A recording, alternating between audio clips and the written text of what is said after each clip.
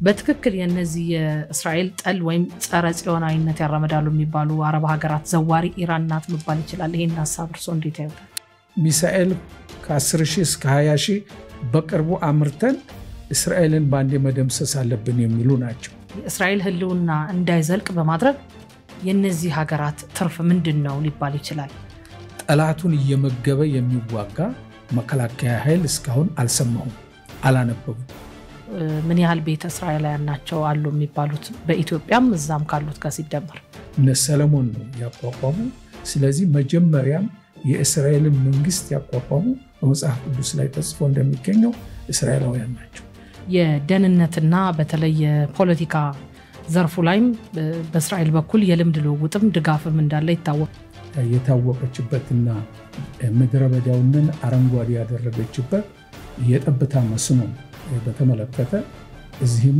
በብዛት በመስፋፋት ላይ ይገኛል ለረጅም ጊዜ ጸንቶ የቆየ ሰላም ውስጥ ቀጣይነት ያለው ሰላም ላለማግኘቷ ምክንያት ናቸው ተብሎ የሚጠቀሱት ምንድናቸው የተቀደሰ ጉባኤ ይሁንልህ ይላልና አስተሮዬ የኃጢአት ማስተሰሪያ ቀን ስለሆነ በአመት አንድ ጊዜ ሁሉም ያለ ምግብ ያለ መጠጥ ከጧት እስከ ማታ ከጸሎት ቤት የሚሆኑ ጨርሳለች የሀገረ መንግስት ግንባታዋን አጠቃላይ እንደተኙ ከነቢጃማቸው ጠልፈው ወደ አዛ ወሰዷቸው እስካሁን ድረስም 50 የሚሆኑት እስካሁንም በሐማስ እጅ በአዛ ውስጥ ይገኛሉ እንግዲህ እስራኤል ሰብአዊ ድጋፍ ወደ ጋዛ እንዳይገባ እርዳታ ሰጪዎችም በቀጥታ ማድረስ እንዳይችሉ ክልከላ ያደረገች ነው በዚህም ሰው ሰራሽ ረሃብ እንዲፈጠር ተደርጓል ነው ግብጽም ሆነ ዮርዳኖስ የእስራኤል መራራ ጠላቶች ነበሩ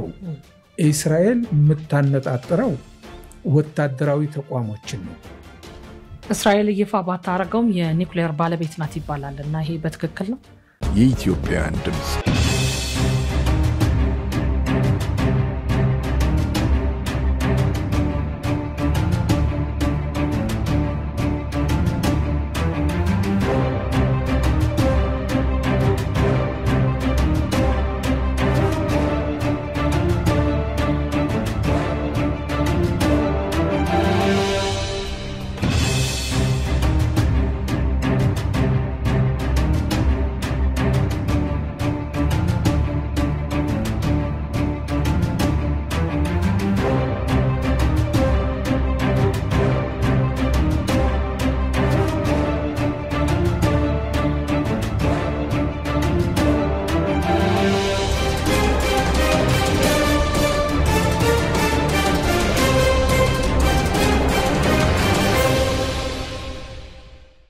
ሰላም ለእናንተ ይሁን ውድ ቤተሰቦቻችን ሳምንታዊው አሃዱ መድረክ ፕሮግራም ተጀምሯል አሃዱ መድረክ በወቅታዊ ማህበራዊ ፖለቲካዊና ኢኮኖሚያዊ ጉዳዮች ላይ በማተኮር ዘወትር ሐሙስ ከማለዳው 3 ሰዓት እስከ 5 ሰዓት ድረስ በአሃዱ ሬዲዮ 94.3 የሚተላለፍ በዩቲዩብ እና በአሃዱ ቴሌቪዥን ደግሞ እንደዚሁ ፕሮግራማችንን የምትከታተሉበት ነው ከአሃዱ መድረክ ጋር ስለምትሆኑ ከልብ ያመሰግንኩኝ ዛሬም በወቅታዊ ጉዳይ ላይ ቆይታዬን አደርጋለሁ ወቅታዊ ጉዳይ እንግዲህ የሀገራችን የኢትዮጵያ ብቻ ሳይሆን የዓለምንም ጉዳይ እናነሳለን ዓለማችን በዚህ ወቅት ምን ላይ ናት የሚለውን ደግሞ ስናይ ቀዳሚ የሆነው የመካከለኛው ምስራቅ ፖለቲካ ነው የመካከለኛው ምስራቅ ፖለቲካ ደግሞ ዘዋሪ ናት የምትባለው እስራኤል በቅርብ ቀናት ውስጥ ከኢራን ጋር ከፍተኛ ጦርነት ውስጥ መግባቷና ከቀናት በፊት ደግሞ በተኩስ አቁም ይህ ጦርነት ይቋጭ ዘንድ ጅምሮች እንዳሉና ያም ደግሞ እንዲጸና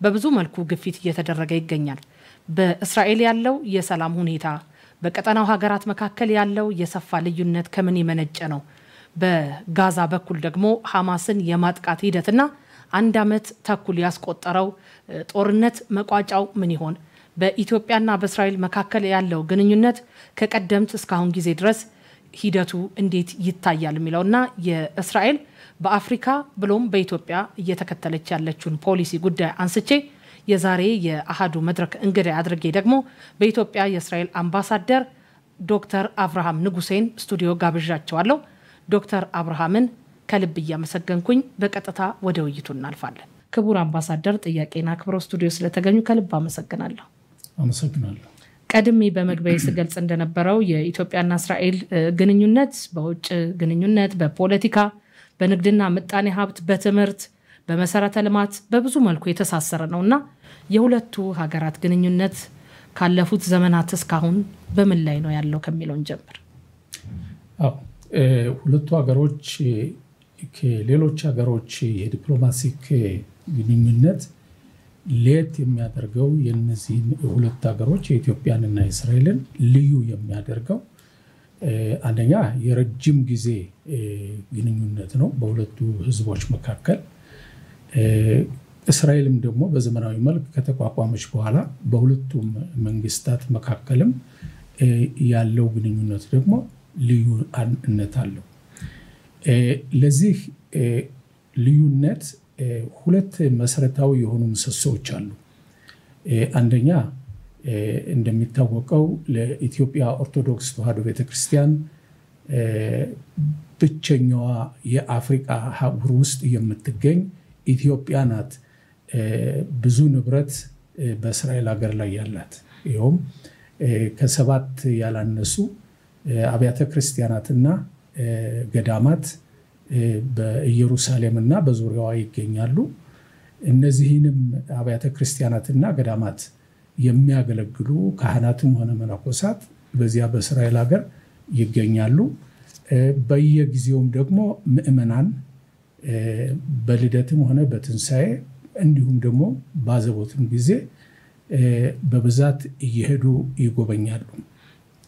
ይሄ አንዱ ሲሆን ሁለተኛው ደግሞ የኢትዮጵያ ቤተ እስራኤላውያን የኔ ማህበረሰብ እኔ ወጣሁበት ማህበረሰብ ለብዙ ሺህ ዘመናት በኢትዮጵያ ውስጥ በመኖር በአብሮ ኑሮነት ለኢትዮጵያ ሉዓላዊነቷም ሆነ ደህንነቷ ከኢትዮጵያ ሕዝብ ጋር አንድ በመሆን አያቶቻችን ቅድመ አያቶቻችን በዚህ ሀገር ኑረው አጥማቸው ሁሉ ከዚህ የተቀበሩ የኛም ወደዚያ መሄድ ነው እትብታችን የተቀበረ እዚህ ኢትዮጵያ ስለሆነ ብዙ ጊዜ ከ180,000 በላይ አሁን በእስራኤል ሀገር የሚገኘው የቤተ እስራኤል ህብረተሰብ ብዙ ጊዜ ወደ ኢትዮጵያ በብዛት ይመጣል። የሚመጡበትም አንደኛ በአመታዊ ረፍታቸው ጊዜ ወደ አውሮፓ ወይም ወደ አሜሪካ አይደለም የሚመጡት ወደዚህ ወደ ሀገራቸው ነው። ያደግንበትን ተራራውን ሸንተረሩን እንዲሁም ደግሞ ወዳጅን ጓደኛን መጎብኘት የቀረ ዘመድንም እዚህ መጎብኘት በብዛት ሲመጡ የበለጠ ግንኙነቱ ተጠናክሮ እናየዋለን። በእስራኤልም ደግሞ የኢትዮጵያን ባህል ቋንቋውን አልባሳቱን ምግቡን መጠጡን ሁሉ በእስራኤል ሀገር ውስጥ ነው የምናየው።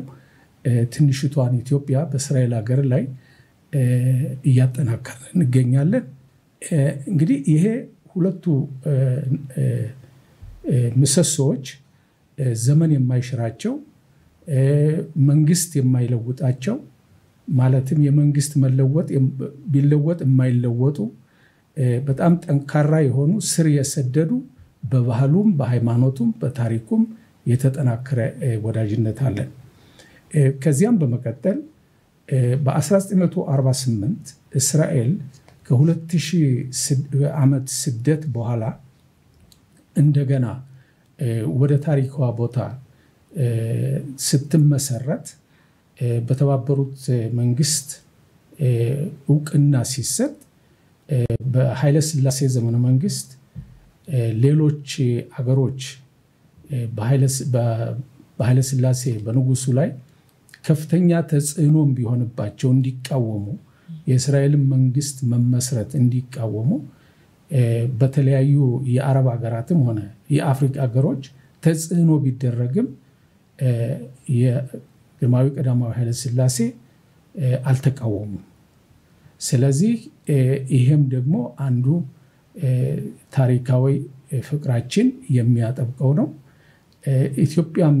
የኢትዮጵያ ቤተ እስራኤልም በዚያ ውስጥ ከተሰባሰብን በኋላ ያው ሁሉም ከአራቱ ማዕዘን የእስራኤል መንግስት ከተቋቋመች በኋላ ከ100 አገሮች የተሰባሰበ ማህበረሰብ ነው ዛሬ በእስራኤል ላይ ሊመሰረት የቻለው።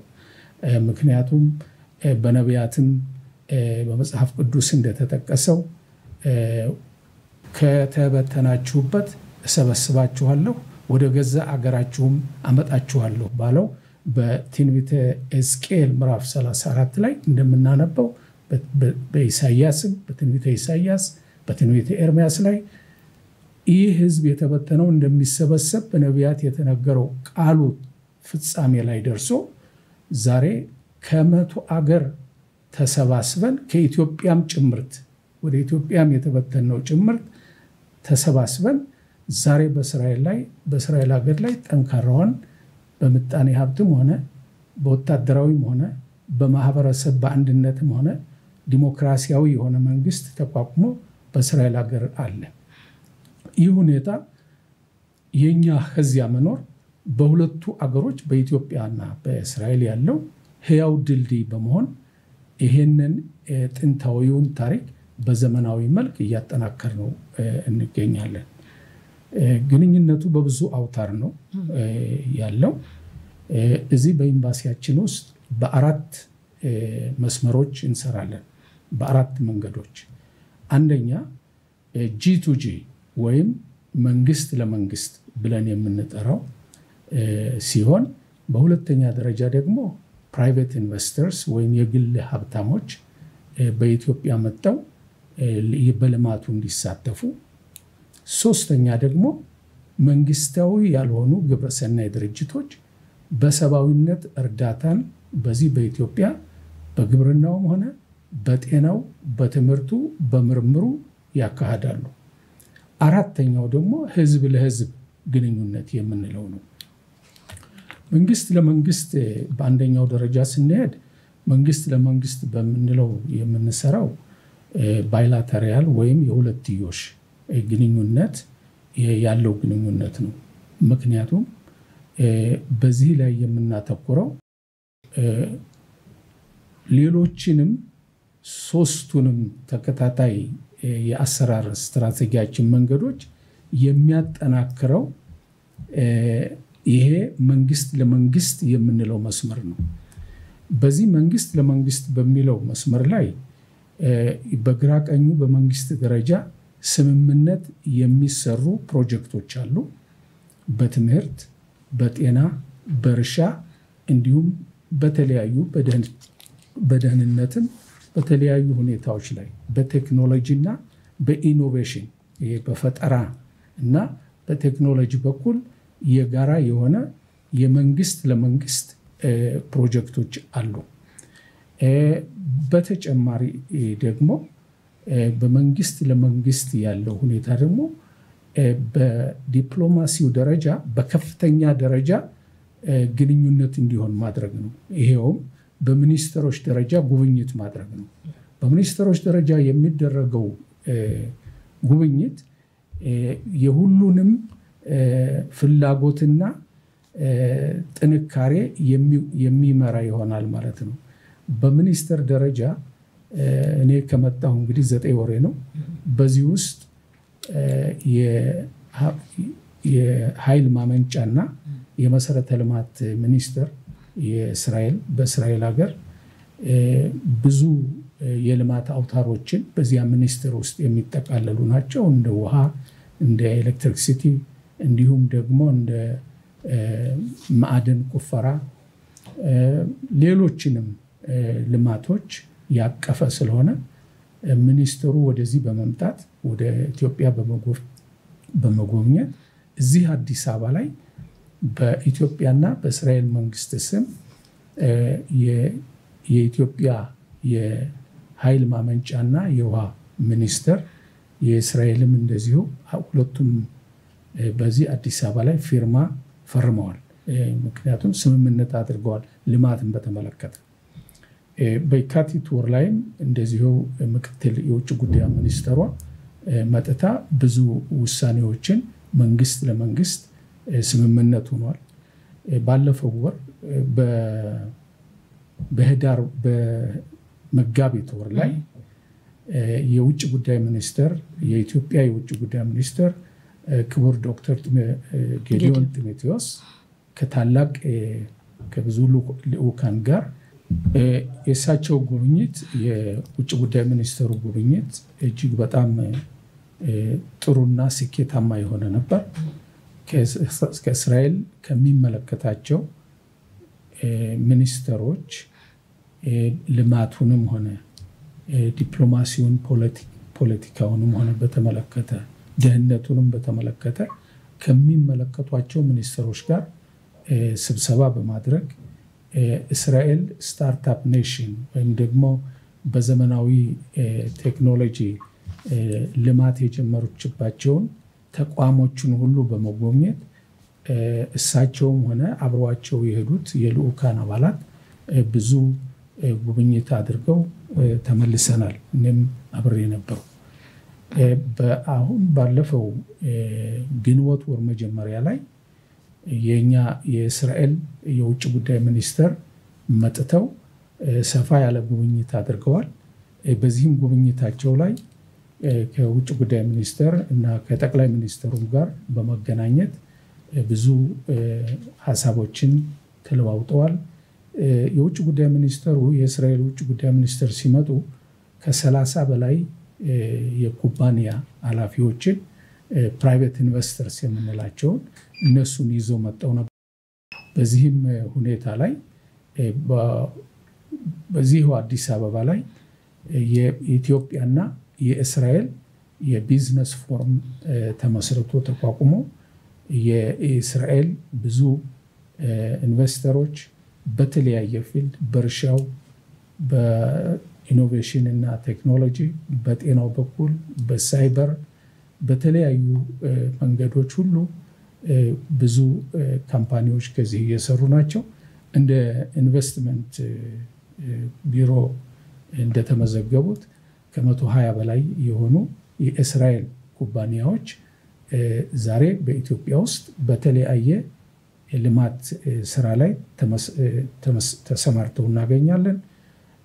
በተለይ በዚህ በማዕድን ቁፈራውን በኩል በተለያዩ ሁኔታዎችም የእስራኤልን ቴክኖሎጂ በማምጣት እንዲሁም ደግሞ እስራኤል የታወቀችበትና ምድረ በዳውን አረንጓዴ ያደረገችበት የጠብታ መስኖን በተመለከተ እዚህም በብዛት በመስፋፋት ላይ ይገኛል። ብዙ ስራዎችም እየተሰሩ ናቸው። ይህ እንግዲህ በኢኮኖሚ በኩል ያለው ልማት ነው። በንግድ በኩል ይሄን እንደሆነ ኢትዮጵያ እና እስራኤል ከፍተኛ የሆነ የንግድ ልውውጥ አላቸው። እስራኤል ከኢትዮጵያ የኢትዮጵያን ምርት የግብርና ምርት በብዛት ትወስዳለች። በተለይ ከ180 ሺህ በላይ የሆነ ኢትዮጵያን ስላለን ከዚያው በጤፍ በዓለም አንደኛ የሆነችው እስራኤል ናት። የጤፍን ወደ እስራኤል በማስገባት በማምጣት ከኢትዮጵያ የተመረጠው ኢምፖርት በማድረግ ወደ በመግዛት ማለት ነው ወደዚያ በመውሰድ ቡናንም እንደዚያው ሰሊጥንም ሌሎችም የቅባትና የጥራጥሬ በብዛት ይገባሉ። ኢትዮጵያም ደግሞ የእስራኤል የቴክኖሎጂ ምርቶችን በተለይ በግብርናውም ሆነ በጤናም ሆነ በኢኖቬሽንም ሆነ በኢኮሲስተምም ሆነ ሊረዱ የሚችሉ ነገሮችን ሁሉ ከእስራኤል ወደ ኢትዮጵያ ይገባል። ለዚህ ትልቁን ሚና የሚጫወተው የኢትዮጵያ አየር መንገድ ነው። የኢትዮጵያ አየር መንገድ ዛሬ ከቦሌ ቴልአቪቭ ቀጥታ በቀን 3 ጊዜ በረራዎችን ይበራል። በዚህም 4 ሰዓት ስለሆነ የበረራው ሰዓት ይሄ ሁኔታ ቱሪዝምን ሲያጠናክርልን፣ በሌላ በኩል ደግሞ የእስራኤል የአየር ኢንዱስትሪ የኢትዮጵያን የህዝብ ማመላለሻ አውሮፕላኖች ወደ ካርጎ ፕሌንስ በመቀየር ንግዱ በአጭር ጊዜ በ4 ሰዓት ውስጥ ከቦሌ ተጭኖ ቴልአቪቭ ይደርሳል፣ ቴልአቪቭ ተጭኖ ቦሌ ይደርሳል። ይሄም ደግሞ በንግዱ ሁኔታ ያለውን ሁኔታ ያካሂደዋል። ኢንዱስትሪ በተመለከተ ብዙ የእስራኤል ካምፓኒዎች ኢንዱስትሪ ከፍተዋል። በተለይ ፉድ ፕሮሰሲንግን በተመለከተ ሌሎችንም ልማቶች በተመለከተ አለ። በየአውታሩ ግንኙነታችን እጅግ በጣም እየተጠናከረ ነው። በቂ አይደለም። ከዚህ የበለጠ መሆን ይገባዋል። እንደ ወዳጅነታችን እንደ ብዙ ዘመን ግንኙነታችን የበለጠ መሆን አለበት። ለዚህም ኤምባሲያችን ከፍተኛ የሆነ ትኩረት በመስጠት እየሰራ እንገኛለን። እንግዲህ በንግድ በመጣኔ ሀብት በህዝብ ለህዝብ ግንኙነት በድጋፍና ትብብር ላይ ስራዎቹ የሚታወቁ ናቸው። እርሶም እንደገለጹት የሁለቱ ሀገራት የደህንነትና በተለይ የፖለቲካ ዘርፉ ላይም በእስራኤል በኩል የልምድ ልውውጥም ድጋፍም እንዳለ ይታወቃልና እነሱን ስላልዘረዘሩልኝ ስላልገለጹልኝ። በፖለቲካው በኩል ይሄን እንደሆነ በእውነቱ ኢትዮጵያ ለእስራኤል ከፍተኛ ድጋፍ በዓለም አቀፍ የፖለቲካ መድረኮች ውስጥ እንደ ዩናይትድ ኔሽን በመሳሰሉ በተባበሩት መንግስታት በእስራኤል ላይ ውሳኔ ለማሳለፍ ለሚመጡ ሁሉ ኢትዮጵያ አንዳንዴ ከእስራኤል ጋር አብራ ድምጽ ትሰጣለች፣ አንዳንዴ ደግሞ ገለልተኛ አቋም ትወስዳለች። ስለዚህ ኢትዮጵያ ለእስራኤል ትልቅ ድጋፍ አላት። እስራኤልም እንዲሁ ኢትዮጵያ የምትፈልጋቸው አጀንዳዎች በዓለም አቀፍ መድረክ ውስጥ በእስራኤልም እንዲሁ ኢትዮጵያን ትደግፋለች። በዚህ ሁኔታ ላይ ጥሩ የሆነ ሂደት ነው ያለው። በሌላው በኩል እንግዲህ ብዙም እስራኤል እና ኢትዮጵያ አንድ አይነት አቅጣጫ ያላቸው ሀገሮች ናቸው። ምክንያቱም ሁለቱም ሰላም ፈላጊ ናቸው። በክብር በእድገት በትብብር እንዲኖሩ የሚፈልጉ ሀገሮች እስራኤልም ኢትዮጵያም ናቸው። ስለዚህ በዚህ ላይ በዓለም አቀፍ ደረጃም ሆነ በአካባቢውም ደረጃ ሆነ በጋራ ለሰው ልጆች ደህንነት፣ ለሰው ልጆች እኩልነት፣ ለሰው ልጆች ብልጽግና በህብረት ይሰራሉ። ምን ያህል ቤተ እስራኤላውያን አሉ የሚለውን ቀደም ብለው ወደ 180 ሺህ ገደማ ብለው ገልጸውልኛል። እዚህም ደግሞ የቀሩ አሉና እነሱንም ሙሉ ለሙሉ የማሰባሰብ ሂደት ቀጣይነት እንደነበረው ምናቃለና እነሱ ሁሉ ተዳምረው ምን ያህል ቤተ እስራኤላውያን ናቸው አሉ የሚባሉት በኢትዮጵያም እዛም ካሉት ጋር ሲደመር?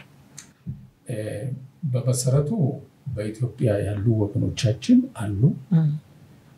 ወደ እስራኤልም ለመሄድ የሚጠባበቁ አሉ። ወደ እስራኤልም ደግሞ ለመሄድ ጥያቄ ያላቀረቡም አሉ። ስለዚህ ቁጥሩ ይሄን ያህል ነው ማለት አልችልም።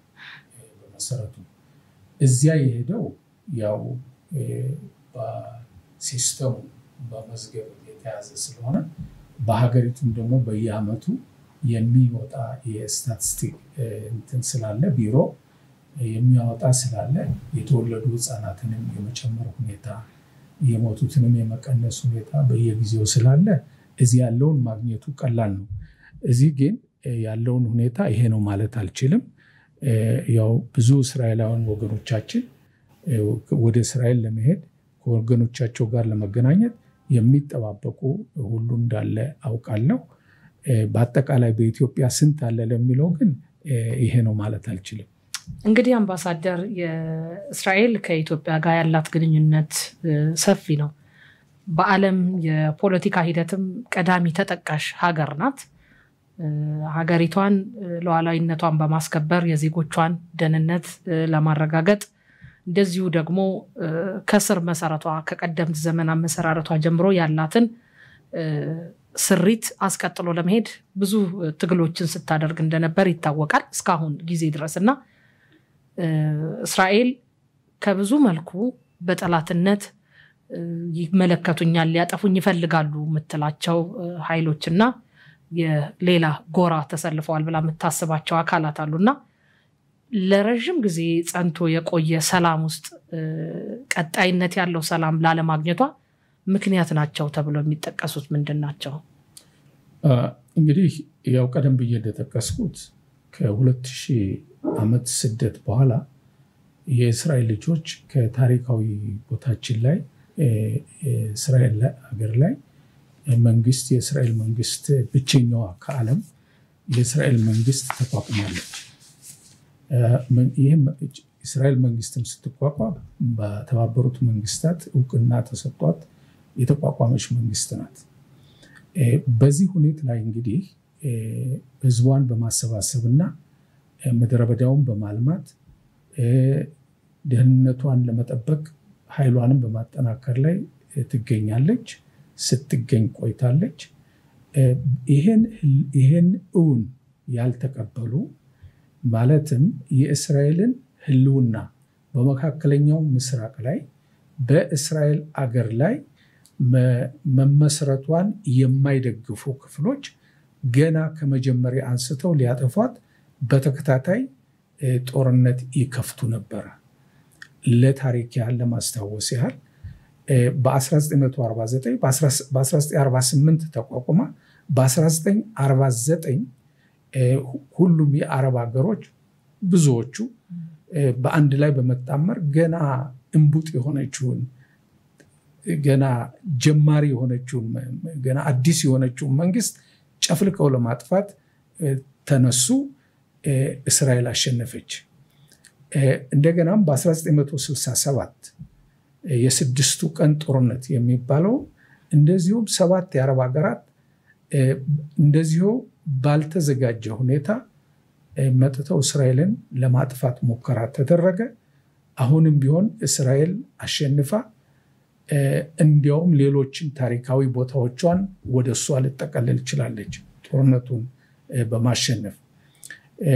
በሶስተኛ ደረጃ ደግሞ በ1973 የዮም ኪፑር ጦርነት ብለን የምንጠራው ይሄ የተቀደሰ ቀን ላይ ሁሉም መሳሪያም ሳይዙ ሁሉም በጾምና በጸሎት የሚዋልበት ቀን ነው። ይሄ አስተርዌ ይባላል በአማርኛ። በመጽሐፍ ቅዱስ ላይም ኦሪት ዘሌዋውያን ምዕራፍ 23 ላይ እንደተጻፈው የተቀደሰ ጉባኤ ይሁንልህ ይላልና አስተርዌ የኃጢአት ማስተሰሪያ ቀን ስለሆነ በአመት አንድ ጊዜ ሁሉም ያለ ምግብ ያለ መጠጥ ከጧት እስከ ማታ ከጸሎት ቤት ነው የሚሆነው። ይህችን ቀን በመጠቀም እንደዚሁ እንደገና የአረብ ሀገራት በአንድ ላይ ተባብረው ለማጥፋት ሞከሩ።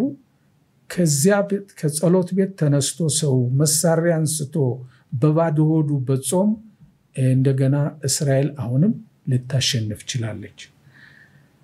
ከዚያም በኋላ የተለያዩ ሽብር ፈጣሪዎች ቢያደርጉት ቢኖርም ሌላው ሙከራ የተደረገው ደግሞ ጥቅምት 7 ቀን ነው 2023 ሐማስ በእስራኤል ላይ ወረራ በማድረግ በደቡብ እስራኤል ላይ ወረራ በማድረግ ብዙ ሺህ ዜጎችን አረዱ፣ አቃጠሉ፣ እንደተኙ ከነቢጃማቸው ጠልፈው ወደ አዛ ወሰዷቸው። እስካሁን ድረስም 50 የሚሆኑት እስካሁንም በሐማስ እጅ በአዛ ውስጥ ይገኛሉ። ይህ ሁኔታም ሐማስን ስራ በመደገፍ በሂዝባላ በሰሜን በኩል የሚሊሻዎች በሶሪያ በኢራቅ እንደዚሁም በየአቅጣጫው እዚያውም እስራኤል ውስጥም በይሁዳና በሰማሪያ ቀበሌም ውስጥ በሴል የተደራጁ በድርጅት የተደራጁ የጂሃድ ድርጅቶችም ይሄ ሁሉ ዓላማቸው እስራኤልን ለማጥፋት ነበረ እና ይሄም ሁኔታ ሆነ። ስለዚህ እስራኤል እዚያ መኖሯን ህልውናዋን ያልተቀበሉ ክፍሎች ምንጊዜም ቢሆን ሰላም እንዳይኖር ሁልጊዜ ጦርነት እንዲቀሰቀስ ያደርጋሉ። እስራኤል ግን በአንጻሩ ለሰላም እጇን የዘረጋች ለሰላምና ለትብብር ለአብሮ መኖርነት ለጋራ ልማትና ብልጽግና ምንጊዜም ቢሆን ጎረቤቶቿን ለሰላም ትጠራለች። ለዚህም እንደ ምሳሌ አድርጌ የምወስደው ግብፅ ከእስራኤል ጋር ሰላም አድርጋ ትኖራለች። ዮርዳኖስም እንደዚሁ ሰላም አድርገው ይኖራሉ። ሌሎችም አገሮች በቅርቡ ጊዜ የአብርሃም ስምምነት ተብሎ የሚጠራው እንደነ ሞሮኮ እንደነ የተባበሩት የአረብ ኤሚሬት እነዚህ ሁሉ በአንድ ላይ በልማቱም በሁሉም እየሰራን ነው።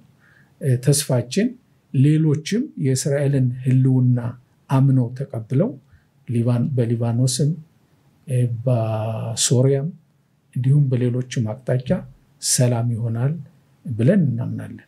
እንግዲህ እርስዎ እንዳሉት እስራኤል እንደ ሀገር ከተመሰረተች በኋላ የመጡ የተለያዩ ትንኮሳዎችና ጦርነቶች አሁን ያለችው እስራኤል የተለያዩ ሁኔታዎች ውስጥ ቆይታ እዚህ ጋር እንድትደርስ አድርጓታልና ብዙዎች እርግጥ እስራኤል የግዛት ጥያቄና የሀገረ መንግስትነት ውቅሯን ጨርሳለች ወይ ጨርሳ ነው ወይ አሁን እንደዚህ አይነት ራሷን ወደ መከላከል የገባቸው የሚል ሐሳብ ይሰነዝራሉና ጨርሳለች የሀገረ መንግስት ግንባታዋን አጠቃላይ ከተመሰረተ እንደ አዲስ እንደ ሀገር ከተመሰረተች በኋላ በተለያየ ጊዜ በጦርነት ተጠምዳን ያለችው ከዛ ዙሪያዋም ደግሞ ያሉትን ሀገራት እስራኤልን ለማጥፋት የሚነሱ መሆኑን በማመን ያንን በማዘጋጀት ላይ መቆየቷን ከማየት አንፃር አጠቃላይ ውስጥ የሀገረ መንግስት ግንባታዋንና የጥያቄዋን ወይም ሂደቷን የግዛት ጥያቄዋን አልጨረሰችም ይላሉ። እንግዲህ እስራኤል ዲሞክራሲ ሀገር ናት።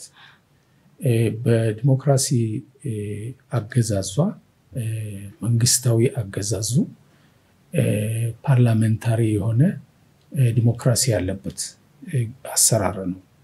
ማለትም በሀገሪቱ ውስጥ የሚኖሩና የሀገሪቱ ዜጋ የሆኑ በሙሉ በእኩልነት በዚህ የዲሞክራሲ ሂደት ላይ ይሳተፋሉ።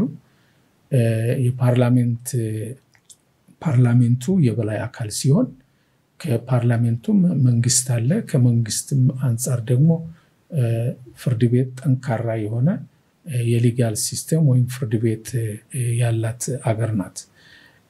በዚህ ላይ የዜጎቿን መብት በእኩልነት የምትመለከት ነው። እንግዲህ የተለያዩ 80% ከ180 እጁ የሚሆነው የእስራኤል ወገን ሲሆን ከ20% ከመቶ የሚሆነው ደግሞ እስራኤል ያልሆኑ ናቸው። አረቦች አሉ፣ ድሩዚም አሉ፣ በዱዊም አሉ፣ ይሄ ኖማድስ የምንላቸው እነዚህ ሁሉ በሀገሪቱ ህግና ስርዓት መሰረት እኩል መብት ያላቸው ናቸው። በፖለቲካውም ውስጥ ሆነ በማንኛውም የሚሳተፉ ናቸው። እኔ በእስራኤል ፓርላሜንት ውስጥ አገልግያለሁ።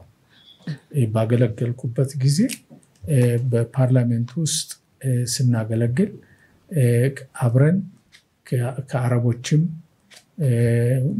ከዱሩዚም ከተባሉትም ብሔረሰቦች ኖማድስ ከተባሉት ወይም በዱዊም ከተባሉት ብሔረሰቦች እነሱም ሁሉ በፓርላሜንት ውስጥ ውክልና አላቸው። የራሳቸው የሆነ ፓርቲም አላቸው የአረቦች። ስለዚህ በዲሞክራሲ ሂደት ይሄን እንደሆነ ሁሉንም ዜጎች መብት የሰጠ የዲሞክራሲ አሰራር ሂደት አለ። በስራም በኩል ሆነ በመንግስታዊ መስሪያ ቤትም ሆነ በማንኛውም በኩል እኩል የመሳተፍ መብት አለ። አሁን እንግዲህ እስራኤል የተመለሰችው ከታሪካዊዋ ቦታ ላይ ነው። ቀደም ሲል ስደት ሊያመጣ የቻለው የተለያዩ ሀያላን መንግስት ተፈራርቀውባታል። ከናቡከደነጾር አንስቶ በመጽሐፍ ቅዱስ የፓሪስ እና የሜዶን መንግስት፣ ከዚያም የግሪኮች መንግስት፣ እዚያም የሮማውያን መንግስት፣ ከዚያም የቱርኮች፣ መጨረሻ ላይ የእንግሊዞች ነው የነበረው። በ1949 ነፃነቷን ተቀብላ ግዛቷን ከልላ ሉዓላዊነቷን አስጠብቃ ባንዲራዋን አቁማ በተባበሩት መንግስታት እውቅናዋን አግኝታ የቆመችው በአዲስ መልክ በ1948 ነው። ነገር ግን በዚህ በ1948 ቀደም ብዬ እንዳልኩት ሌሎች ሀያላን መንግስታት ሲፈራረቁባት ቆይተው በስደት ቆይቶ ነው የተመለሰው ህዝቡ እንጂ መጀመሪያ እነ ንጉስ ዳዊት ነው ኢየሩሳሌምን ያቋቋሙ፣ እነ ሰለሞን ነው ያቋቋሙ። ስለዚህ መጀመሪያም የእስራኤልን መንግስት ያቋቋሙ በመጽሐፍ ቅዱስ ላይ ተጽፎ እንደሚገኘው እስራኤላውያን ናቸው። የጸረ ጽዮናዊነት እንቅስቃሴ የሚያራምዱ የአረብ ሀገራትና ለረጅም ጊዜ እረፍት ነስተዋታል የሚባሉ እነዚህ ዋነኛ ዘዋሪያቸው ኢራን ናት የሚባሉ ሀገራትን ለማስቆም ኢራንን መምታት ወይም ኢራንን ማዳከም የሚል አስተሳሰብ አለ ይባላልና እስራኤል እንደ ሀገር መቀጠል የምትችለው ሰላማ መረጋገጥ የሚችለው ይሄንን የኢራን ጋር አሁን የተገባበትን ጦርነት ሙሉ ለሙሉ መምታትና ኢራንንም ማዳከም ስትችል ነው ይባላልና በትክክል የነዚህ የእስራኤል ጠል ወይም ጸረ ጽዮናዊነት ያራመዳሉ የሚባሉ አረብ ሀገራት ዘዋሪ ኢራን ናት መባል ይችላል። ይሄን ሐሳብ እርሶ እንዴት ያዩታል? በመሰረቱ ጸረ ጽዮናዊነት ያላቸው ሀገሮች ሆነ ግለሰቦችም ሆነ ድርጅቶች ሽብር ፈጣሪዎች እንዳሉ ግልጽ ነው። ሆኖም ከዚህ ላይ ታሪክን ለማስታወስ ያህል የእስራኤል መንግስት ስትቋቋም የመጀመሪያ ከነበሩት ወዳጆቿ ውስጥ አንዷ ኢራን የነበረችው። አንብቤ ነበር። ኢራን ስለዚህ ጸረ ጽዮናዊነት ባላት ሁኔታ የሚለው ሳይሆን አሁን ያመጣውን ጦርነት ሌላ አጀንዳ የያዘ ሁኔታ ነው እንጂ በመሰረቱ እስራኤል ስትቋቋም እስከ 1979 የኢስላሚክ ሪፐብሊካን መጥተው አብዮት ተካሂዶ ጸረ እስራኤል አቋም ስተወሰዱ ድረስ ከስትራቴጂክ ሀገሮች ውስጥ አንዷ እስራኤል እንደተቋቋመች ወዳጅ የነበረችውና የእስራኤልም ደግሞ ቢዝነስ የሀብታም የንግዶችም ሆነ የተለያዩ ቴክኖሎጂም ቢሆን በኢራንን ከመሰረቱ የእስራኤል መሆኑ ግልጽ ነው። ይህ በታሪክ አንጻር ጥብቅ ወዳጅነት ነበረ። ስለዚህ እንግዲህ ጽዮናዊነት ሲቋቋም አብረው ደጋፊ በዛን ጊዜ አብረው እንደነበረ ይታወቃል። የአሁኑ ጦርነት በዚያ ጸረ ጽዮናዊነትና ወይም ደግሞ አሳዳሚ ናት በሚለው በፖለቲካው አይደለም። የአሁኑ ጦርነት የተካሄደው በእስራኤልን ለማጥፋት፣ እስራኤልን ለማውደም፣ እስራኤልን ከመካከለኛው ምስራቅ ለመፋቅ ያለው የኢራን አገዛዝ አሁን ያለው የኢራን አገዛዝ እንደ ርዕዮተ ዓለምና እንደ ዓላማ አድርጎ ወስዶት እስራኤልን የማጥፊያ መንገዶችን ሲያደራጅ ቆይቷል። ከነዚህም ውስጥ 3 አይነት ለህልውናዋ የሚያሰጉ 3 አይነት መንገዶችን ሲያደራጅ ቆይቷል። አንደኛ ፕሮክሲስ ወይም ደግሞ እነዚህ የተለያዩ ሽብር ፈጣሪ ድርጅቶችን በገንዘብም ሆነ በውትድርናም ሆነ በእውቀትም ሆነ በማሰልጠንም ሆነ እነሱን በማጠናከር እስራኤልን ለማዳከም ብሎም ደግሞ በግር እስራኤልን ወረራ ለማድረግ ያዘጋጇቸው ኃይሎች እንዳሉ ግልጽ ነው። በደቡብ በኩል ሐማስን፣ በሰሜኑ በኩል ሂዝባላን እንዲሁም የሚሊሻንን በሶሪያና በኢራቅ በኩል አልፈውም ደግሞ የአማጽያን የሁቲ አማጽያንን በየመን እነዚህንም ሁሉ ያደራጁ ያሰለጠኑ መሳሪያ የሚሰጡ ኢራን አሁን ያለው የኢራን መንግስት ነው። ይሄ አንዱ መንገዳቸው ነው። ሁለተኛው መንገዳቸው ደግሞ የረጅም ተምዘግዛጊ ሚሳኤሎችን ብላስቲክ ሚሳኤል ይሄ ሎንግ ሬንጅ ሚሳኤሎች በማምረት በብዛት እስራኤልን በሚሳኤል ለማጥፋት ነው። ብሎም የኒውክሌር ቦምብን በማስራት በኒውክሌር ቦምብ እስራኤልን ለማጥፋት ነው። ይህን እኮ እነሱ እኮ ራሳቸው የሚናገሩት ነው። በ2015 ላይ ሆሜኒ የተናገረው ሁኔታ አለ። ቴህራን ላይ ሰዓት አቁመው እስራኤል የምትደመሰስበት ጊዜ ብለው የሚያምኑ ናቸው። ሚሳኤል ከ10,000 እስከ 20,000 በቅርቡ አምርተን እስራኤልን ባንዴ መደምሰስ አለብን የሚሉ ናቸው። ስለዚህ ይህንን ሁኔታ በሙሉ ተዘጋጁ። አሁን የደረሱበት ሁኔታ እስካሁን ድረስ ጉዳዩን በሰላማዊ መልክ በዲፕሎማሲ ለመፍታት ብዙ ጥረት ተደርጓል። አውሮፓውያንም ብዙ ጥረት አድርገዋል ስምምነት ከኢራን ጋር ለማድረግ። አሜሪካኖችም ብዙ ጥረት አድርገዋል።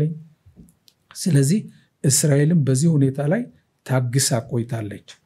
አሁን ግን እስራኤል በጦርነት ላይ በነሷ ኢራን ባዘጋጃቻቸው ሽብር ፈጣሪዎች በአንድ ዓመት ተኩል በጦርነት ላይ ተጠምዳ ሐማስንም በማዳከም ሂዝባላንም ሶሪያንም ያሉትን በኢራቅም ይሄን ሁሉ በመዋጋት ላይ እያለች ሚሳኤሎችን በብዛት ለመስራትና በተለይ ኒውክለር ቦምቡን በአስቸኳይ ለመስራት 60% ላይ እንደደረሰች አንድ ኒውክለር ቦምብ ለመስራት 90% ነው የሚያስፈልገው 60% ላይ ደርሳለች። ከ60 ወደ 90 ለመድረስ በጥቂት በአጭር ጊዜ ውስጥ እንደምትደርስና 9 ቦምቦች በአጭር ጊዜ ውስጥ አዘጋጅታ እንደሚኖራት የዚህን የማዘጋጀት ችሎታ ላይ እንደደረሰች ይሄ የእስራኤልም የመረጃ ክፍል የሌሎችም አገሮች የመረጃ ክፍል ራሱም የአቶሚክ ቦምብ ኤጀንሲ ኢንተርናሽናል አቶሚክ ቦምብ ኤጀንሲ እነዚህ ሁሉ ያሉት መረጃዎች ስለደረሱ እስራኤልም ደግሞ ይሄ ሁኔታ ለህልውና ጉዳይ ስለሆነ ህልውናዋን ለማዳን ስትል ቀጥታ ያው ከሰኔ 12 ቀን ሌሊት ወደ አውሮፕላኖችን ወደዚያ በመስደድ የተለያዩ የታወቁትን ቦታዎችን የኒውክለር ቦታዎችንና ማምረቻ ቦታዎችና የሚሳኤል ማምረቻ ቦታዎችን ማውደም ጀምራ በ12 ቀን ውስጥ አጠናቅቃለች ፕሮግራሙን። ይሄም ደግሞ አሁን ከአጠናቀቅ ነው ወይም ከፕላኑ የበለጠ ስኬታማ የሆነ ስራ ተሰርቷል እና ይህ የሆነበት ምክንያት ቅድም ያነሳሽውን ጥያቄ በሱ በመመርኮዝ ሳይሆን መሳሪያ ህልውናዋን የሚያወድም የእስራኤልን ህልውና የሚያሰጉ መሳሪያዎች በማዘጋጀት ላይ ስለሆነችና በማምረት ላይም ስለሆነች ያንን ሁኔታ ሳንቀደም እንቅደም በሚል የተወሰደ ሁኔታ ነው። በመካከለኛው ምስራቅ ከፍተኛ የበላይነት ያላት ሀገር ናት እስራኤልና እስራኤልን በማጥፋት የእስራኤል ህልውና እንዳይዘልቅ በማድረግ የነዚህ ሀገራት ትርፍ ምንድነው ሊባል ይችላል? በአካባቢው የበላይነት ለመቆጣጠር ወይስ ቀድሞ እርሶ ሲገልጹት እንደነበረው የሃይማኖትን መነሻ አድርጎ ልዩነት ፈጥሮ የአንድ ሃይማኖት የበላይነት ለመፍጠር ወይስ ምንድነው ተብሎ መፈረጅ ይችላል? ምንድነው ለሚለው ጥያቄ በእውነት ኢራን የጉርብትና ደንበር የለንም ገፋኸኝ የሚባል የደንበር የለም የ2000 ኪሎ ሜትር ርቀት ያለንን ስለዚህ ምክንያቱ እስራኤልን ለማጥፋት የተነሳችበት ይሄን ያህል በቢሊየን ዶላር የፈጀ ይሄን ሁሉ ጥረት ያደረገችበት የኒውክለር ፕሮግራሞች ይሄ ሁሉ ያደረገችበት ምክንያት ምን እንደሆነ ግልጽ አይደለም። አጠፋለሁ ነው እስራኤልን እናጠፋለን ነው። የሃይማኖትም ጉዳይ አይደለም የሃይማኖት ጦርነትም አይደለም። ምክንያቱም እስራኤል የዲሞክራሲ ሀገር እንደመሆኗ መጠን ሁሉንም ሃይማኖቶች እንደየሃይማኖታቸው እንደየእምነታቸው የምታስተናግድና የሃይማኖት ቦታዎችን የምትጠብቅ አገር ናት። የእስራኤል እንደሚታወቀው የሁለቱም ሃይማኖት የሶስቱም ሃይማኖት መነሻ ናት። የእስራኤል ሃይማኖት፣ የክርስትና ሃይማኖት፣ የእስልምና ሃይማኖት እንዳመጣጣቸው ነው ያስቀመጥኩት። መጀመሪያ የእስራኤል ሃይማኖት በኋላ የክርስትና ሃይማኖት መጣ። ከክርስትና ሃይማኖት በኋላ የእስልምና ሃይማኖት መጣ። የእስራኤል የሚባለው የአይሁድ ሃይማኖት ጁዳይዝም። አዎ ስለዚህ እነዚህ የሶስቱም ሃይማኖቶች መነሻ ናት። እነዚህንም ሆነ ሌሎችንም ሃይማኖቶች እስራኤል በዲሞክራሲ መንገዷ መሰረት የምታስተናግድና ለማንኛውም ሃይማኖት ክብር የምትሰጥ አገር ናት። ስለዚህ የሃይማኖት ጦርነት አይደለም፣ በሃይማኖት ጉዳይ አይደለም። ይሄ ሁኔታ በእውነቱ እስራኤል የምታምንበት መንገድ ከጎረቤት ሀገሮች ጋርም ሆነ ከመካከለኛው አገር ያላትን የቴክኖሎጂም ሆነ ያላትንን ተሞክሮ ልምድ በማካፈል የጋራ የሆነ የአብሮነት ኑሮን በመመስረት ለሁሉም ለመካከለኛው ምስራቅም ሆነ ከዚያም አልፎ ልምዷን በማሳተፍ በጥሩ ሁኔታ መኖር ይሻላል ማለት ነው። እነሆ ግብፅም ሆነ ዮርዳኖስ የእስራኤል መራራ ጠላቶች ነበሩ። ምክንያቱም በተከታታይ በተለያዩ ዘመናት ቀደም ብዬ እንደጠቀስኩት እስራኤልን ለማጥፋት ሙከራ አድርገው ነበረ። ግን ከጦርነት ሰላም ስለሆነ ለሁሉም በሚል ሰላምን መስርተው አሁን በልማቱ በሁሉ እየተሳተፍነ እንኖራለን። በቅርብ ጊዜም የመሰረቱ እንደ ዩናይትድ አረብ ኤሚሬት ከነሱም ጋር ደግሞ በቅርብ ጊዜ ሰላም ካደረግን አንስተን ከፍተኛ የሆነ የልማት የቴክኖሎጂ የልውውጥ የእውቀት ከፍተኛ የሆነ አለን። ሞሮኮም እንዲሁም ሌሎች ሀገሮች እኛ የምንለው ሌሎችም ሀገሮች ኢራንንም ጭምር የኢራን ጠባችን እኮ ከኢራን ህዝብ ጋር አይደለም፣ ከኢራን ህዝብ ጋር አይደለም። ታሪኩንም በቀደም ሲል የነበረውን ግንኙነት ጠቅሼልሻለሁ። ስለዚህ ይሄ ያለው አገዛዝ ነው ችግሩ። ይሄ ያለው አገዛዝ የወሰደው እንደ ርዕዮተ ዓለም አድርጎ እስራኤልን ማጥፋት አለብን ብሎ ትልቅ ዓላማ አድርገው የወሰዱት ምክንያታቸው ምን እንደሆነ አላውቅም። ምክንያታቸው ምን እንደሆነ አላውቅም። መሬት አልወሰድንባቸውም፣ ሀብት አልወሰድንባቸውም፣ የሚያጋጨን ነገር የለም። ከብዙ ሺህ ኪሎ ሜትር አቋርጠው ሚሳኤል ባለፈው ዓመት 500 ሚሳኤል ነው የላኩብን እስራኤልን ለመምታት። የአየር ዲፌንስ ወይም የአየር መከላከያው ባይረዳ ኑሮ ሰው አይተርፍም ነበር። በአሁኑም ጦርነት ብዙ ሚሳኤሎችን ልከዋል። ብዙ ሰዎች ህይወታቸው አልፏል። ብዙ ንብረትም ወድሟል። ልዩነቱ ምንድነው? እስራኤል የምታነጣጥረው ወታደራዊ ተቋሞችን ነው። የምታነጣጥረው የኒውክለር ማምረቻዎችን ነው፣ የሚሳኤል ማምረቻዎችን ነው።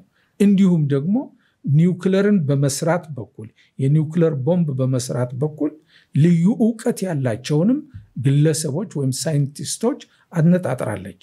የጦር አዛዦችንም አነጣጥራለች። የወታደር ተቋም የሆኑትንን በሙሉ አነጣጥራለች። የህዝብ ሆስፒታል፣ የህዝብ ትምህርት ቤት፣ የህዝብ መኖሪያዎች ላይ ግና አላደረገችም። ኢራን ግን በተቃራኒው ያነጣጠረችው የጎዳችው በሐኪም ቤቶች፣ ሆስፒታል፣ የህዝብ መኖሪያዎችን፣ ትምህርት ቤቶችን፣ መዋለ ህፃናቶችን እነዚህን የመሰለ ነው ያደረገችው። ስለዚህ እስራኤል ህልውናዋ ጉዳይ ስለሆነ የህልውና ጉዳይ የመኖርና ያለመኖር ጥያቄ ስለሆነ ይህን መሳሪያ ማጥፋት ግዴታ ሆነባት። ይህን መሳሪያ አጥፍታለች። አሁን እንግዲህ እንደሚቀጥል ተስፋ አለኝ። የተኩስ ማቆም ሁኔታ ላይ ደረጃ ተደርሷል። ይሄ እንግዲህ እነሱ በዚህ ከጸኑ እስራኤልም ትጸናለች። እንደሱ ግን እንደተለመደው ደግሞ እናፈርሳለን ብለው ሚሳኤል እንወረውራለን ካሉ ከዚህ እጥፍ እስራኤል ልትመታ የተዘጋጀች ናት። እስራኤል ላለፉት 1 ዓመት ተኩል አካባቢ በሌላ ጦርነት ውስጥ ነው ቆይታ የነበረውና በዛም በኩል በሊባኖስ የሄዝቦላ አሉ፣ በዚህም የሐማስ ታጣቂዎች አሉ። እንደገና ይሄኛውም ተጨምሮ ሀገራዊ ቅርጹን ወይም ደግሞ ሀገረ መንግስቱን ተረጋግቶ ወደ ልማትም ወደ ምንም እንደገና ደግሞ ዜጎች የከፈሉትን መስዋዕትነትም ወደ መካስ እንዳይዞር ነው የኛው ጦርነት ደግሞ የመጣውና ፈታኝ አልሆነም በእንደዚህ አይነት ጦርነት ውስጥ የህልውና ቢሆንም ደጋግሞ መግባት ሀገሪቷን አሁን ካለችበት ወደ ተሻለ ደረጃ እንዳትሄድ እንቅፋት አይሆንም? እንዴት ነው ይሄ የሚታየው በሀገር ውስጥ?